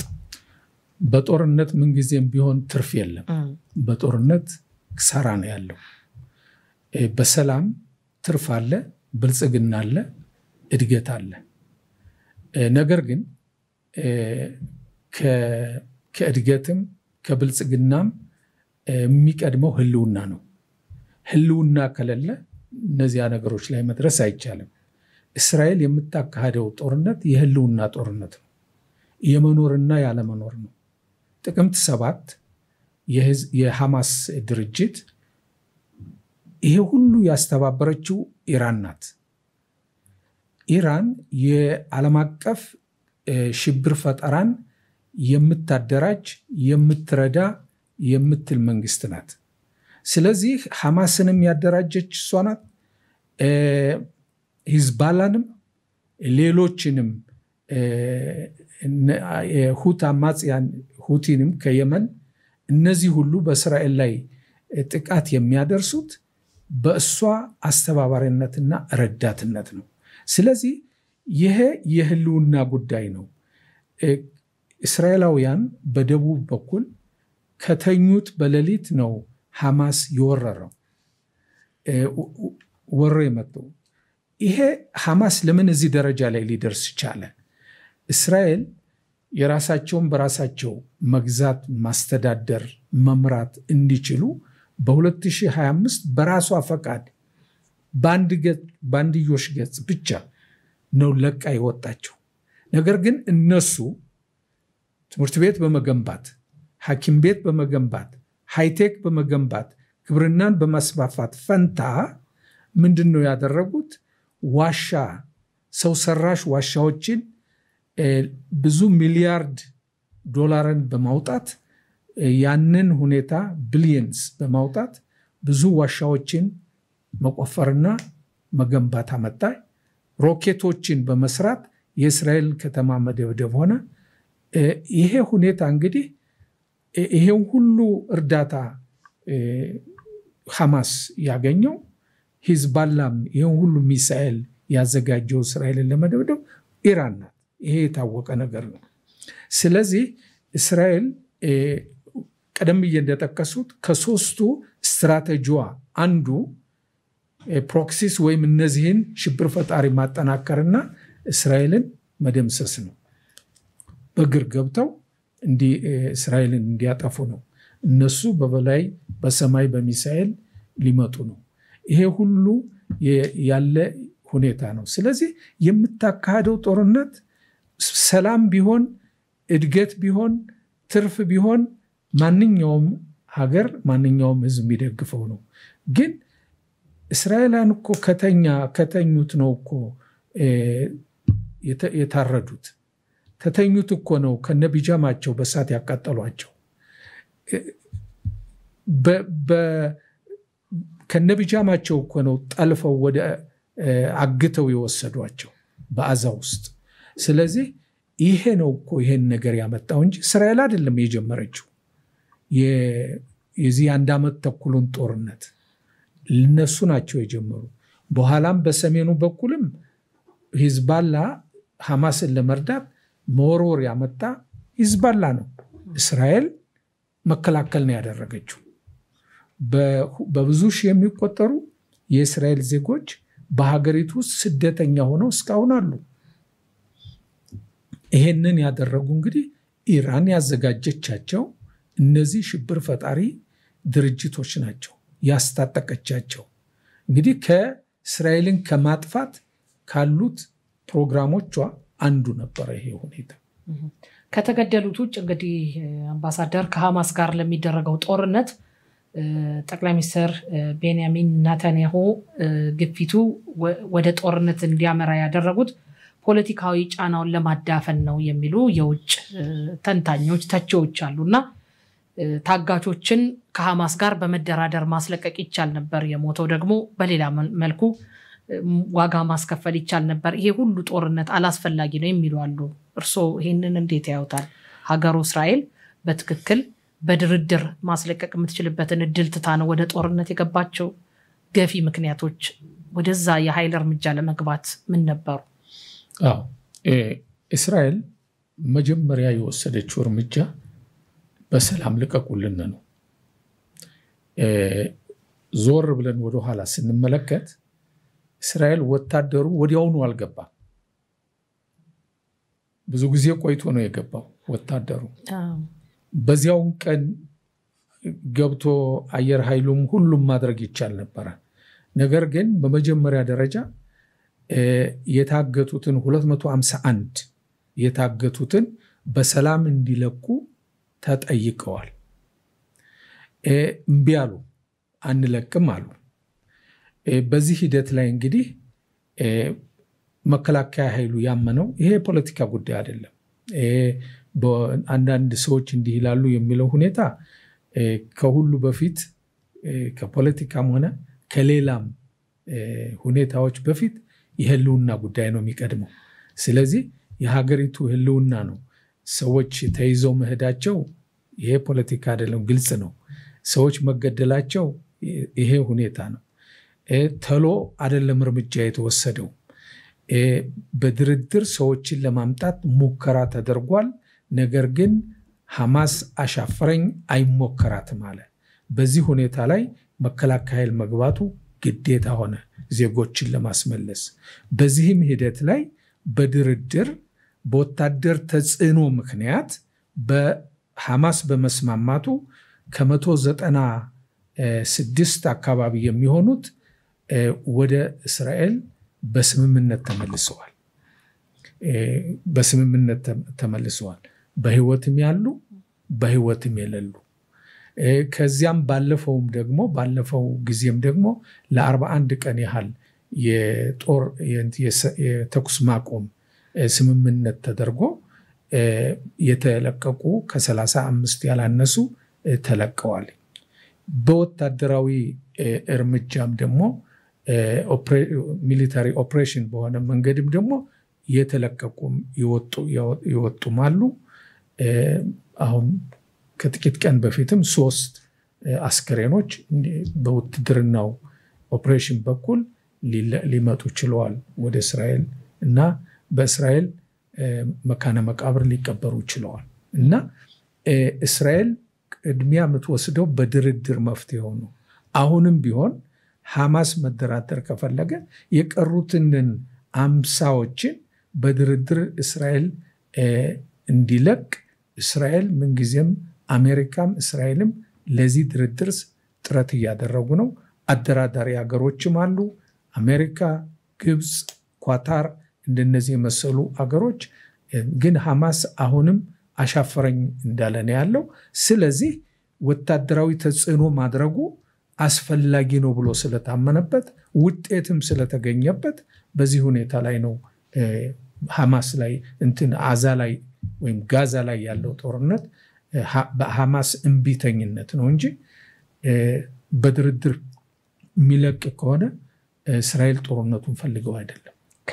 እንግዲህ እስራኤል ሰብአዊ ድጋፍ ወደ ጋዛ እንዳይገባ እርዳታ ሰጪዎችም በቀጥታ ማድረስ እንዳይችሉ ክልከላ እያደረገች ነው። በዚህም ሰው ሰራሽ ረሃብ እንዲፈጠር ተደርጓል ይባላልና በትክክል ይሄ ተተገብሯል ሲታይ ነበረ። ይሄ ከሆነ ቅዱ ህልውናዋን ማረጋገጥ ከነበረ እዛ ያለው ደግሞ ሲቪል ማህበረሰብ የማይጎዳባቸው መንገዶችን ማመቻቸት እንዳለባትም በብዙ መልኩ ስትወቀስበት የነበረ ነገር ነበርና ይሄን እርሶ እንዴት ይመለከቱታል?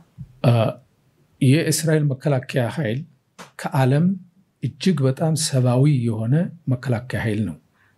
በታሪክ ውስጥ እስካሁን ድረስ የኔ ዕውቀት እንደወሰነው እስከማውቀው ድረስ ጠላቱን እየመገበ የሚዋጋ መከላከያ ኃይል እስካሁን አልሰማሁም፣ አላነበብኩም። እስራኤል ግን ሲጀመር አንስቶ ከ600 ያላነሱ የጭነት መኪናዎች በየቀኑ ከ600 ያላነሱ በየቀኑ ውሃ፣ ምግብ፣ መድኃኒት እንዲሁም ደግሞ ነዳጅ እያዙ ይገባሉ። ይህ ለብዙ ጊዜ በዚህ አይነት ሁኔታ ሲቀጥል ቆይቷል።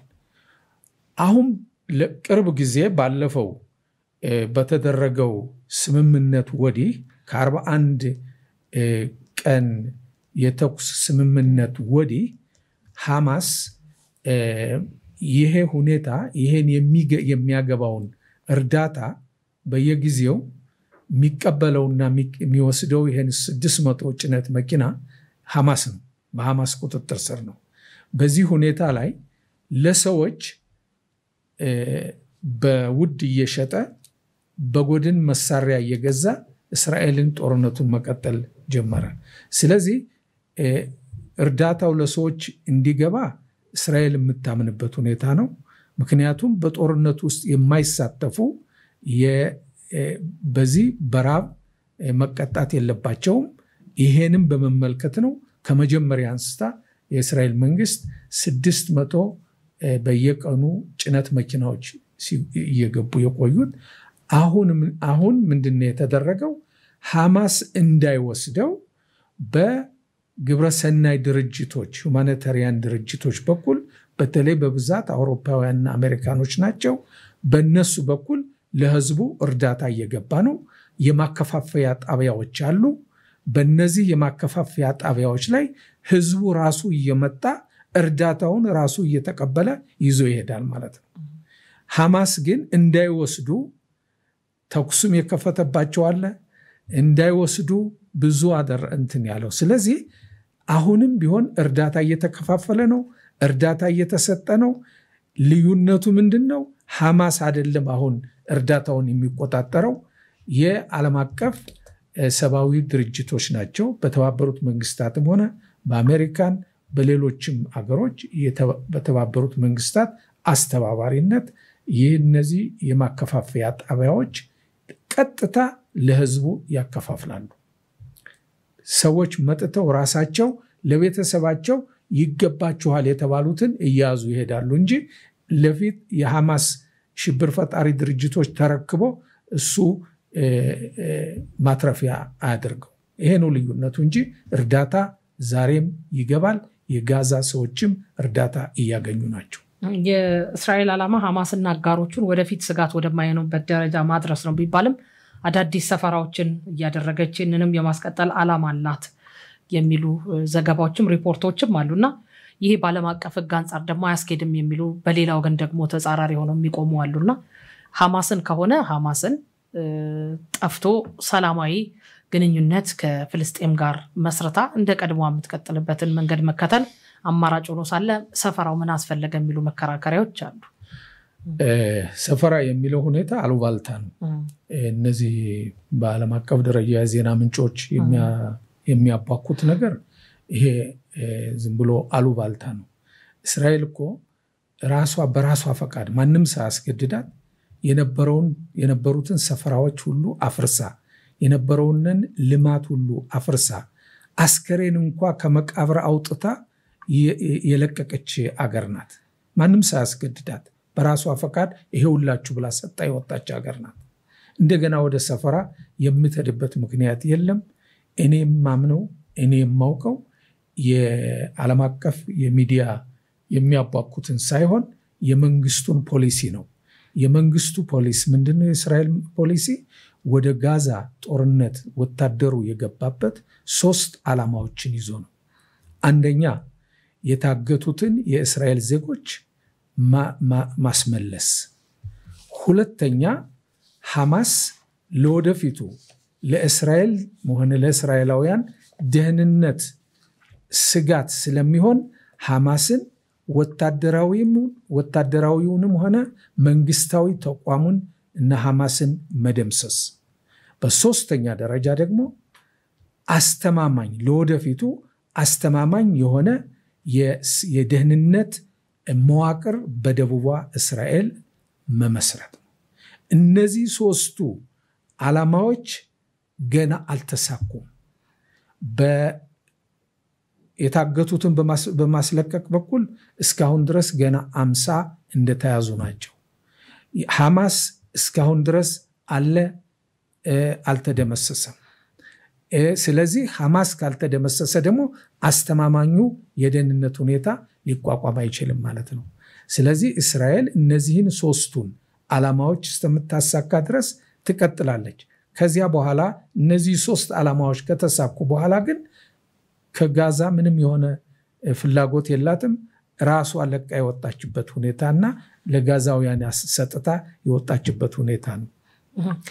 ከፍልስጤም ጋር ባለው ሁኔታ እንግዲህ አምባሳደር በዌስት ባንክ ያለው መንግስት ሰላማዊ የሆነ ግንኙነትን ፈጥሮ የሚኖር ወይም ደግሞ በዛ ያለ ዜጎቹን የሚመራ ነው። በዚህ ደግሞ በጋዛ ያለው ደግሞ በዚህ አይነት መልኩ የተዋቀረና ከራሱ አልፎ በመካከለኛው ምስራቅም ከፍተኛ የሽብርተኝነት ተግባር ይፈጽማል ተብሎ የሚጠቀስ ኃይል ነውና እነዚህ ሁለት አንድ ሆነው ሁለት የተለያዩ መንግስታዊ ይባል ወይም ደግሞ የፖለቲካና የሪዮት ዓለም አካሄድን የሚከተሉ ኃይሎች ለእስራኤል እንዴት ነው እስከዚህ ድረስ ለመድረስ ተጣጣመው ለመሄድ ያልቻሉበት ምክንያት? በጋዛና በዌስት ባንክ መካከል ያሉትን ልዩነቶች እንኳን ብንተው በጋዛ በኩል ያለውን ቀድሞ ማረቅና ማስተካከል እንዴት አልተቻለም? ሐማስ ይሄን ያህል አቅሙን እንዲያፈረጥም ያደረገውና ከሌሎች ሽብርተኛ ድርጅቶች ጋር ጥምረቱን እያጠናከረ እንዲሄድ እንደ ሄዝቦላ እንዳሉት ከዛም ደግሞ የሁቲ አማጽያንም ከነሱ ስራ አብረው የሚመጡ ነው። የአይስ መስፋፋት አለ።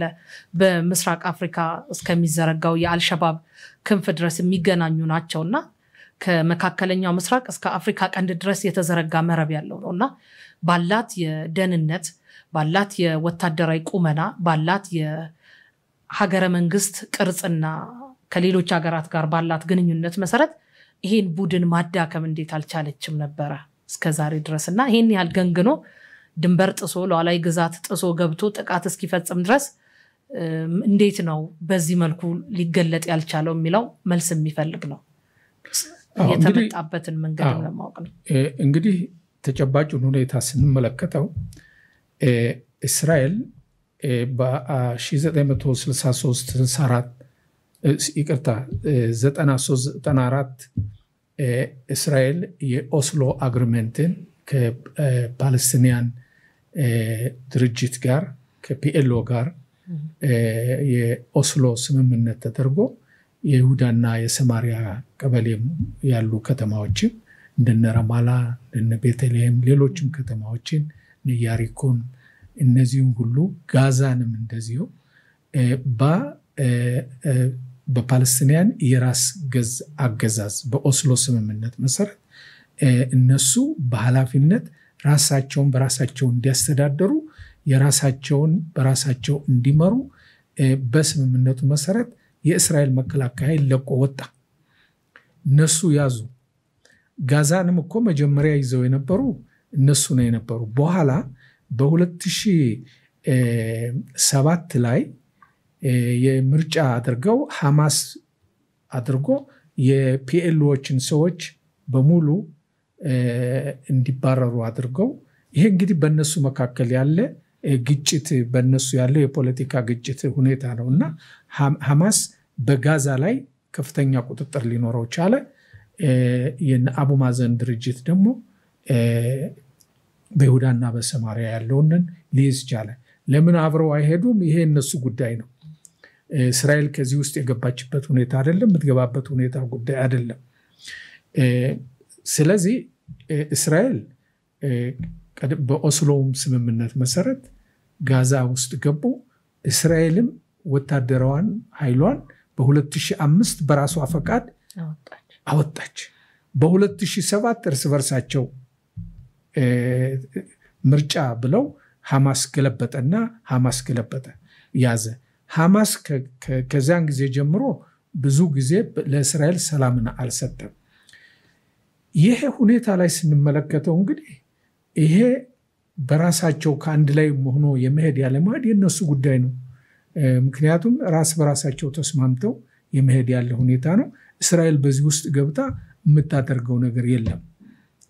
ግን ቀደም ብለሽ እንደጠቀሽው እስከ አፍሪካ ቀንድ ድረስ የሽብር ፈጣሪዎች ያሉት ሁኔታዎች አሁን እና አልሻባብም ሆነ እነ አማጽያን ሁቲ ይሄ ሁሉ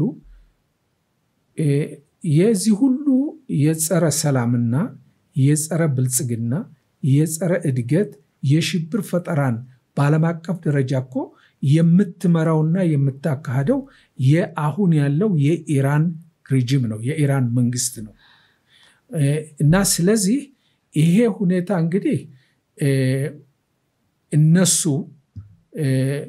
ለምን ይሄን ያደርጋሉ I don't know እኔ መልስ የለኝም በዚህ ሁኔታ ላይ ግን ይሄ ተጨባጭ ሁኔታ ነው ያለው በተጨባጭ ሁኔታ ያለው ሁኔታ ነው የምናገረው እስራኤል ግን ምን ጊዜም ቢሆን ለሰላም የቆመች ሁሉም በሰላም በትብብር ያላተንም ልምድ በማካፈል ለመኖር ነው የሚቻለው እኔ ያለኝ ተስፋ ምንድነው ምናልባት ለወደፊቱ ሌሎችም ሀገሮች ከእስራኤል ጋራ አብሮ መኖርነትን ለእስራኤል ጋር አብሮ መኖርን የትብብርን በልማቱም በሁሉም በኩል ከተሄደ መካከለኛው ምስራቅ ጥሩ የሆነ ኑሮ ሊኖር ይችላል ብያምናለሁ አንዳንድ ምልክቶችንም እያየነ ነው በሊባኖስ በኩል ያለው ለውጥ በሶሪያ በኩል የነበረው የአሳድ መንግስት ወድቆ አሁን ያለው ሁኔታ ወደ ሰላም በሌሎችም ጋር አብሮ መስራት የሚፈልጉ ይመስላል ገና አናውቅም ነገር ግን አቅጣጫው ለውጥን የሚፈልጉ ይመስላሉ ሳውዲ አረቢያም ከእስራኤል ጋር ወዳጅነት ለማድረግ ጥረት እየተደረገ ነው በዚህ ሁኔታ ላይ ይሳካል ብያምናለሁ ለወደፊቱ መካከለኛው ምስራቅም ሆነ የአፍሪካ ቀንድ የሰላም የብልጽግናና የትብብር ቦታ ይሆናል ሽብር ፈጣሪዎች ሌላ አማራጭ የለም ደንበር አይበግራቸውም ብሔር አይገድባቸውም ስለዚህ ሽብር ፈጣሪ ምን ጊዜም ሽብር ፈጣሪ ነው ሰላም ወዳድና የነፃ ብልጽግናን የሚፈልጉ ሀገሮች ሁሉ በአንድ ላይ በመተባበር ሽብር ፈጣሪን ማጥፋት ያስፈልጋል እስራኤል ይፋ ባታረገውም የኒውክሌር ባለቤት ናት ይባላልና ይሄ በትክክል ነው እና ደግሞ የኒውክሌርን እንዳይስፋፋ የሚገድበውን ስምምነትም አልፈረመችምና ራሷ ያላት ነው ሌላ ሀገር ላይ ለኔ ስጋት ይሆናል ብላ ጥቃት የሰነዘረችው የሚለውን የምዕራቡ ዓለም የፖለቲካ አስተሳሰብ ወይም ከእስራኤል እርምጃ በተቃራኒ ለቆሙት የርሶ መንግስት ወይም የርሶ ሀገር እስራኤል ኒውክሌር ባለቤት ናት ደብቃው ነው እውነት ነው አላውቅም ስለዚህ ጉዳይ አላውቅም እስራኤል በየሁሉ ጊዜ የምትለው ምንድነው እኛ ለመካከለኛው ምስራቅ በመካከለኛው ምስራቅ የመጀመሪያዎች አንሆንም ኒውክሌርን በማስተዋወቅ በኩል ወይም ኒውክሌርን በማምጣት በኩል የመጀመሪያዎች አንሆንም በሚል የመንግስታዊ ገለጻና አቋም አለ ኒውክሌር መኖሯን አላውቅም በ12 ቀን ውስጥ እንግዲህ ይሄ ጦርነት በተኩስ አቁም እንዲቋጭ የተደረገበት ጥረት በጣም በመልካምነቱ ነው እየተነሳ ያለው ከዚህ በላይ ሁለቱም ሀገራት ግባቸውን ከመቱ በተለይ እስራኤል ግቤን መትቻለሁ ብላ ካሰበች ጦርነቱ በዚህ መልኩ ሊቋጭ ጅምር መኖሩ በጣም አመርቂ ነው እየተባለ ነውና ሁለቱም ሀገራት ደግሞ ተቀባይነት እንዳላቸው ነው የሚወጡ ዜናዎች የሚያሳዩትና በዚሁ ከቀጠለ እስራኤል ይሄንን የኢራንን የኒውክሌር የማበልጸግ መንገድ ገታ ግቧን መታ ነው ሊባል ይችላል ወይስ በስምምነት የሚፈቱ ገና ቀሪ መንገዶች ይኖራሉ እንግዲህ እስራኤል ወደዚህ ጦርነት ከመሄዷ በፊት ፕሮግራም አድርገው ነው በተለይ ወታደራዊ ክፍሉ የመረጃ ክፍሉ የአየር ኃይሉም ክፍል ሁሉም እነዚህ የሚመቱት የኒውክሌር ማመንጫዎች የሚሳኤል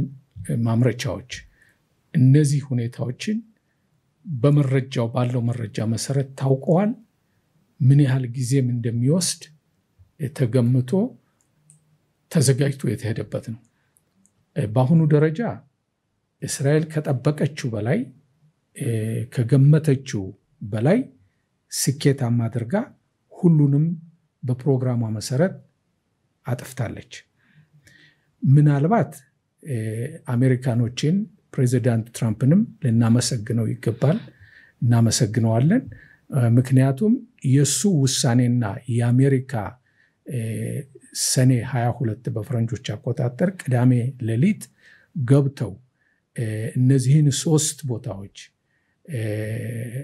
ፎርዶ እና ነትሳን እንዲሁም ደግሞ ኢስፋን እነዚህንን የኒውክሌር ጣቢያዎች የኒውክሌር ማምረቻዎች እነሱ ምናልባት ባይመቷቸው ኖሮ ትንሽ ጊዜ ያስፈልገን ነበር ለማጥፋቱ። ነገር ግን የነሱ ትብብር ጊዜውን ሊያሳጥረው ችሏል። የእስራኤል መከላከያ ኃይልም ሆነ መንግስት ካቀደውና ከወሰነው ከፕሮግራሙም የበለጠ ስኬታማ እንዳደረገ ጠቅላይ ሚኒስትራችን ማስታውቀዋል። ይሄ ሁኔታ አለ። ስለዚህ ስለበቃን ዓላማውን ስለመታን ስለተሳካ ይሄ የተኩስ ማቆም በእኛ በኩል ተቀባይነትን አግኝቷል።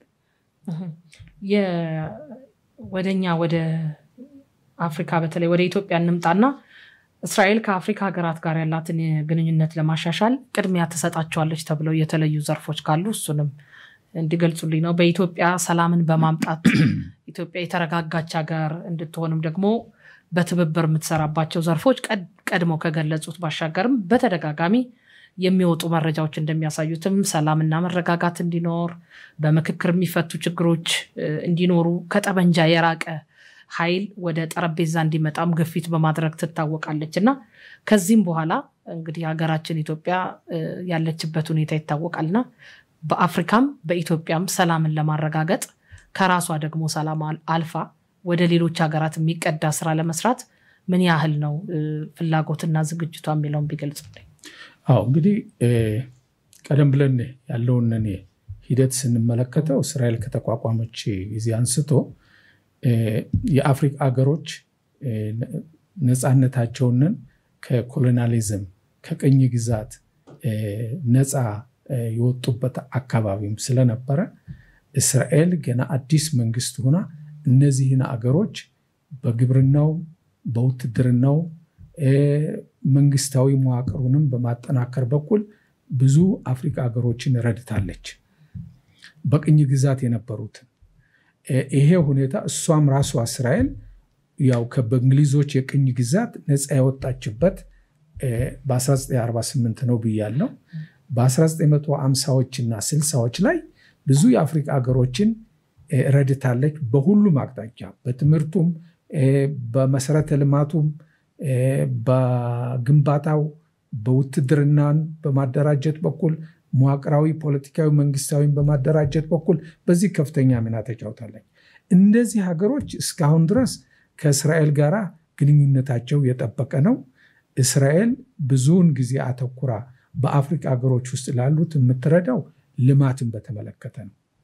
ቴክኖሎጂዋን ወደ አፍሪካ ሀገሮች በማምጣት በግብርና በኩል በጤና በኩል በእንደዚህ የመሳሰሉ ሁኔታዎች ላይ የውትድርና ትብብር የሚፈልጉም ምናልባት የውትድርና ልምዷን ልታሳትፍ ትችላለች። ግን ይሄ እያንዳንዱ ሀገር እንደ ፍላጎቱና እንደ ጥያቄው። ስለዚህ እስራኤል የአፍሪካን ወዳጅነት የአፍሪካና የእስራኤልን ጥንክርና በጣም ትፈልጋለች። እኔ ቀደም ብዬ እንደነገርኩሽ በፓርላሜንት ውስጥ ሳገለግል ለመጀመሪያ ጊዜ በእስራኤል ፓርላሜንት ውስጥ የአፍሪካና የእስራኤል የወዳጅነት ፓርላሜንታሪ ማህበር አቋቁም ያለው ድርጅት ያም ድርጅት እኔም ከፓርላሜንቱ ከወጣሁ በኋላ አሁንም እየሰራ ነው ያለው። ስለዚህ አሁንም ቅርብ ጊዜም ደግሞ አዲስ እስራኤል ያወጣችው ፖሊሲ አለ። ከአፍሪካ ጋር ያለውን ግንኙነት ቅድሚያ መስጠት እንደሚያስፈልግና ኤምባሲ ካልተከፈቱባቸው ሀገሮች ላይ ኤምባሲዎች እንዲከፈቱ ጥረት እየተደረገ ነው። በዚህ ሂደት ላይ እንግዲህ ባለው የሰላምም ሁኔታ የአፍሪካ ግጭት እስራኤል እስካሁን ድረስ ጣልቃ አትገባም። በዚህ ሁኔታ ላይ ብዙ ጊዜ በልማቱ በእድገቱ በኩል ያለውን ሁኔታ ላይ ነው እስራኤል የምታተኩረው። ብዙ የእስራኤል ካምፓኒዎችም ኢንቨስት የሚያደርጉት በኢትዮጵያ ሁኔታ ባልሽው በኢትዮጵያም ሁኔታ ይህን አይነት ሁኔታ ነው ያለው። ግንኙነቱ በጣም የጠነከረ ያለው በልማቱ በኩል በዲፕሎማሲ ደረጃ ያለው ትብብር በዓለም አቀፍ መድረኮች እና የኢትዮጵያና የእስራኤልን የህዝብ ለህዝብ ግንኙነት ማጠናከር ሁኔታ ላይ ነው ያለው እንጂ በአገር ውስጥ የውስጥ አለመስማማትም ሆነ የውስጥ ውይይት ውስጥ ባለው ሁኔታ እስራኤል ጣልቃ አልገባችም፣ የመግባትም ሐሳብ የላትም። ላለፉት 9 ወራት እንግዲህ አምባሳደር እዚህ ኢትዮጵያ ሆነው እንደ ሁለተኛ ቤት ሆናትና ምን አዩና ከሀገሩ እስራኤል ደግሞ ልንማር የምንችልባቸው ነገሮች ብለው በትምህርትም ይሁን በቴክኖሎጂም ይሁን በስራ ፈጠራ ይሁን በሌሎች መስኮች ላይ ምንድነው መማር ያለብን ብለው እንደው ሐሳብ ይሰጣሉ? አዎ እንግዲህ እስራኤል ስታርታፕ ኔሽን ሆና በአጭር ጊዜ ውስጥ በቴክኖሎጂው ረዳትነት የቴክኖሎጂውን በመጠቀም ከፍተኛ የኢኮኖሚ ኃይል መስርታለች። እንግዲህ እንደምትመለከቱ ከ1 ዓመት ተኩል በላይ ጦርነት እየተካሄደ ነው።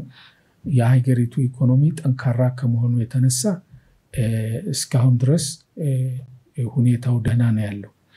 ሁለተኛው ደግሞ ዲሞክራሲያዊ የሆነ ጠንካራ የሆነ ዲሞክራሲያዊ መንግስት ሲስተም ወይም ዘዴ መርሃ ግብር አላት። በዚህ ሁኔታ ላይ አገሩን የሚመርጠው ህዝቡ ነው በዲሞክራሲው ሲስተም ላይ። ስለዚህ ይሄ ሁኔታ አለ። ሉዓላዊነቷንና ለመከላከል ጠንካራ የሆነ መከላከያ ኃይል መስርታለች። ይሄ ሊሆን የቻለው ህዝቡ አንድ በመሆኑ ነው።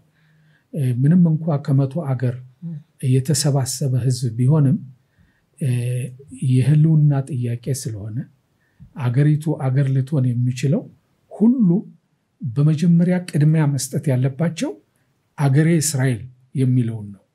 ስለዚህ ምናልባት የሐሳብ በዲሞክራሲ ሂደት ላይ የሐሳብ ልዩነት አለ፣ የአካሄድ ልዩነት አለ። ነገር ግን በዓላማ ደረጃ የሄድሽ እንደሆነ መጀመሪያ ሁሉም የግራ ክንፎችም ፖለቲከኞች የቀኝ ክፍልም የመካከለኛ ያላቸው አቋም ሁሉም ከሁሉ በላይ የመጀመሪያ የሚወስዱት አገሬ እስራኤል የምትለው። ስለዚህ አገሬ የሚለውን ሁኔታ በአንድነት መመልከቱ እጅግ በጣም ለሀገር ይበጃል፣ ይጠቅማል።